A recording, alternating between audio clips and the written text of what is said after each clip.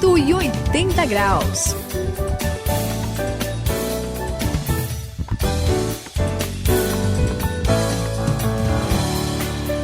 .180 graus é a virada da sua vida. Eu sou o André e vocês, não sei se já se confrontaram, Sayão e Suzy, com algum tipo de medo na vida de vocês, né? Por exemplo, eu imagino, tem normalmente mulheres têm medo de baratas e outros bichos alados. Só né? mulheres, né? Não é só mulheres, mas normalmente, né? Normalmente, assim, do escuro. Criança, então, nem se fala, né? Tem medo do escuro, tem gente, né, que fica com muito medo do sobrenatural, daquilo que não conhece. Tem gente que tem medo de cachorro, tem algumas coisas um pouco mais...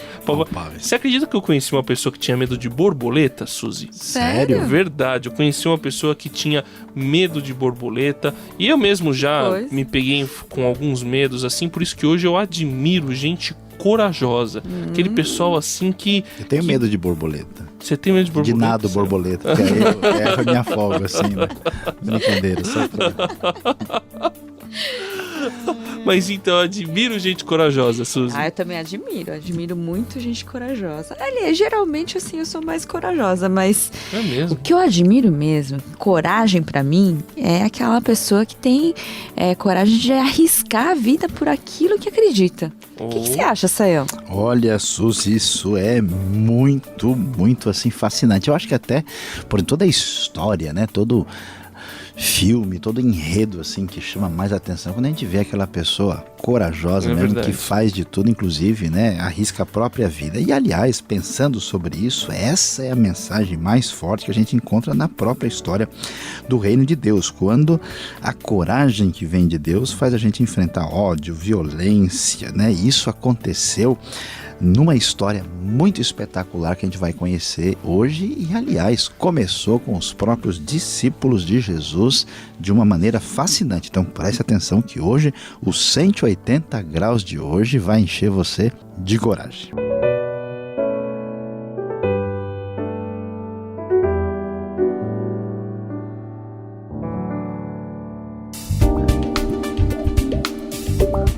Quem passa pela virada de 180 graus tem que fazer a diferença e, para isso, precisa agir com coragem.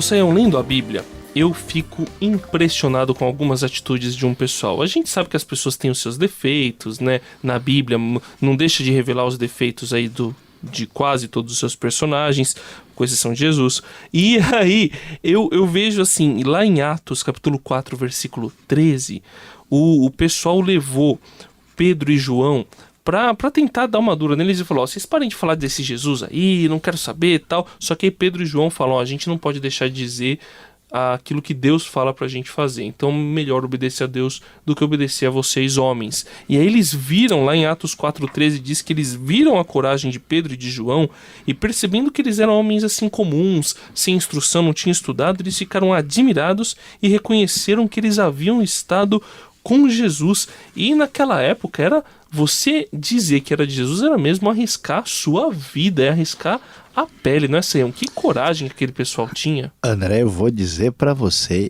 eu fico assim impressionado, né? De fato, quando a gente vê a pessoa com coragem, né? E a coragem assim teórica, ela é uma coisa. Quando chega na hora do vamos ver, é verdade, né? Na hora de botar a mão na massa, aí quando você vê que a pessoa corre o risco de perder a vida.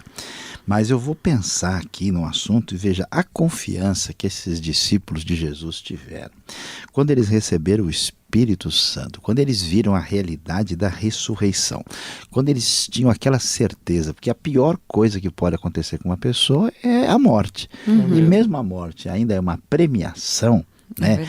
A coragem deles a gente entende porque ela está totalmente ligada, Suzy, à esperança do reino.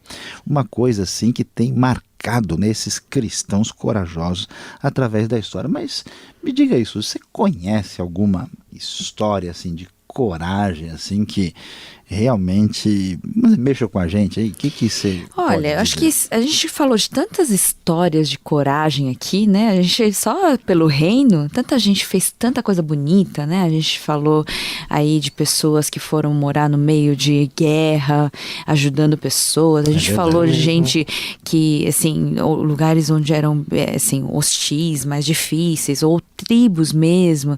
Gente que foi fazer uma revolução, né? Em lugares. Mas olha, ultimamente, assim, recentemente eu estava lendo um livro que, assim, me impressionou, viu? Sério? O nome do livro é O Filho do Hamas. O que é isso? Só eu acho que o nome do livro já assim, me chamou a atenção. O Filho do Hamas. O Filho do Hamas.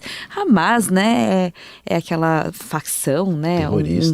Terrorista lá da Palestina, aquela região, né? Foi publicado em português, a gente tem em português pela editora Sextante, e é muito interessante a história dele. Porque ele, desde criança, foi criado para ter ódio. Assim, no meio, né? Assim, ele tinha ódio tanto do pessoal lá, dos israelenses, né? Tinha ódio de todo mundo, do Ocidente, né? De todo mundo. Então, assim, era cada um por si mesmo. Sim. E não sei se tinha Deus para todos também, porque, olha só, eles tinham que viver numa guerra constante.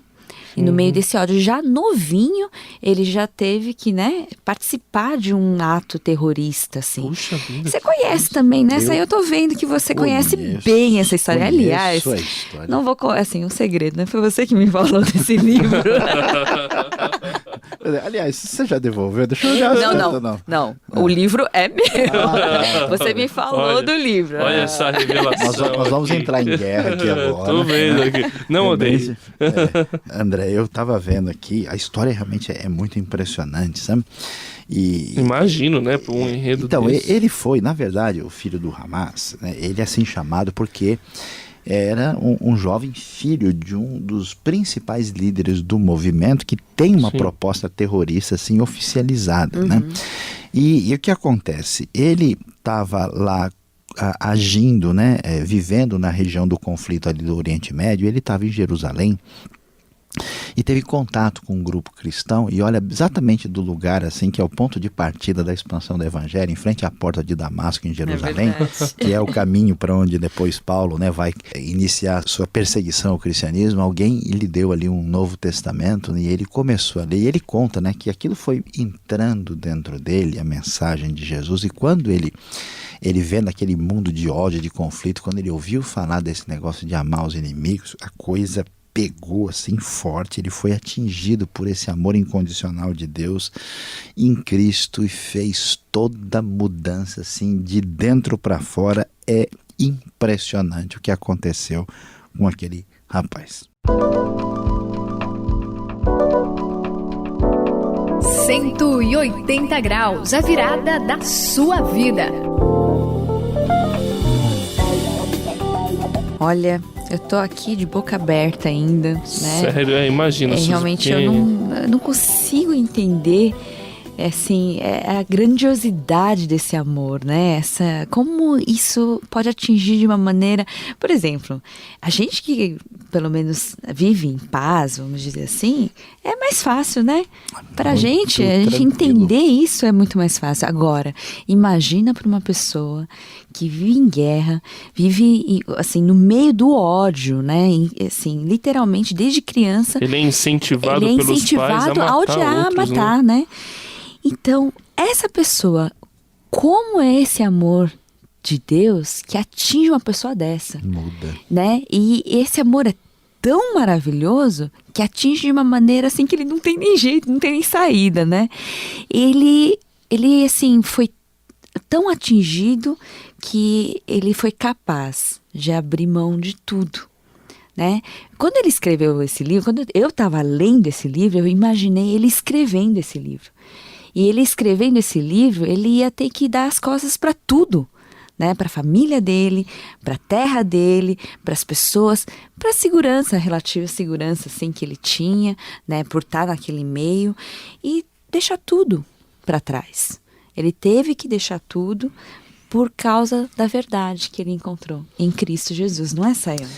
Suzy, eu fico impressionado, assim, porque caiu a ficha para ele, né, que o reino de Cristo era um reino de amor, de paz, de perdão, e ele fez um negócio que para ele é muito difícil. Ele começou a trabalhar negociando com os próprios israelenses, que ele não tinha nenhuma simpatia, né? Então ele percebeu que as pessoas que mexiam com a violência na sua própria nação não estavam interessadas no bem da nação, estavam explorando as pessoas crédulas, né, do sistema.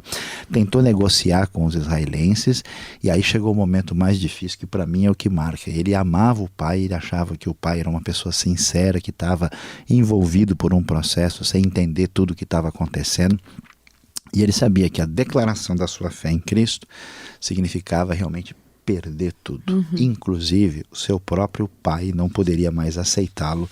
E olha, André, eu vou dizer uma coisa para você. Coragem, a gente tem coragem para tudo, até para enfrentar a morte, mas até para romper um relacionamento querido, pessoal, amoroso, por causa do amor do Evangelho, aí a coragem ainda é maior. O que me impressionou foi ele, de fato, ter essa coragem, como isso deveria ser uma realidade para gente que conhece o Evangelho também. E ele rompeu com o pai, então? Não teve alternativa. O pai tinha que oficialmente deserdá-lo e ele teve que fazer isso.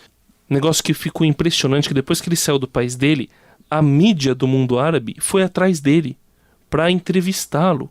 E o pessoal se impressiona com a coragem que ele teve de entre aspas, né, na visão deles, passar para o outro lado. Mas ele não passou para o outro lado, ele foi para o lado verdadeiro, né?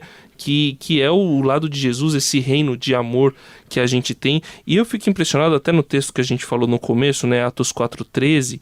O que mais me impressiona não é simplesmente que eles viram a coragem de Pedro e João, é que por causa dessa coragem eles reconheceram que eles haviam estado com Jesus. Então quando a pessoa tem uma coragem desse nível, de dizer vou obedecer a Deus e não a vocês, eu abro mão da herança do meu pai, eu abro mão de tudo, ele ganha credibilidade. É verdade. É impressionante isso, não é, Sayão?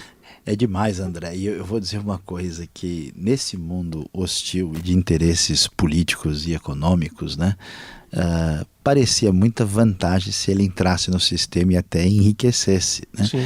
Mas precisa de muita coragem para dizer que Deus ama os árabes, que Deus ama os judeus e Deus ama o Ocidente, e que em Cristo Jesus nós temos perdão, salvação. Esse mesmo tipo de coragem, a coragem que Deus quer na sua vida para abrir, de fato, aí todas as suas resistências e defesas, se colocar à disposição e dizer para todo mundo que Jesus Cristo é o Senhor, o Salvador e aquele que ama e perdoa os nossos pecados.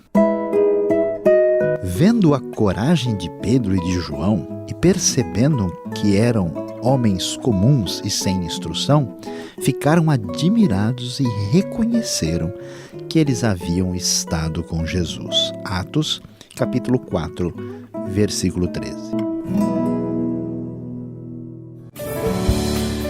Este é o 180 graus, eu sou o André, finalizando aqui. Olha, essa lição de coragem que nós recebemos só nos leva a não termos outra atitude, senão nós também nos revestimos de coragem, porque se Deus protegeu uma pessoa que aos nossos olhos não tinha saída, né, não perdeu absolutamente toda a sua segurança, Deus protegeu e protege ele, Deus vai com certeza proteger você, independente da situação que você enfrentar, por causa do Evangelho, por causa do Senhor Jesus. Por ele, qualquer coisa vale a pena. Eu sou a Suzy aqui do 180 graus, eu vou me despedindo de você, mas eu queria lembrar, essa é a mensagem de amor que foi capaz de desarmar as defesas e tirar o ódio do coração do filho do Hamas. Esse amor vive em nós. E a gente não pode guardar para si. A gente tem que ter a coragem e confiança nesse amor tão grande para poder falar e viver isso com esperança no dia a dia. Este foi o 180 graus de hoje. Aqui quem se despede é Luiz Sayão. Você viu como é bonito ver a coragem das pessoas que conhecem o Evangelho e proclamam isso de coração. Portanto, quando chegar a sua oportunidade, não fique envergonhado. pois o importante é que aquele que ouve a palavra seja de fato abençoado.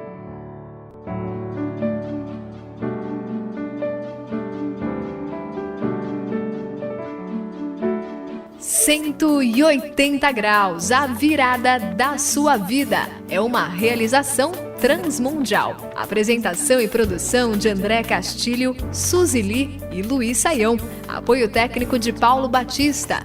Coordenação de André Castilho. Supervisão Samuel Matos. Direção-geral José Carlos dos Santos.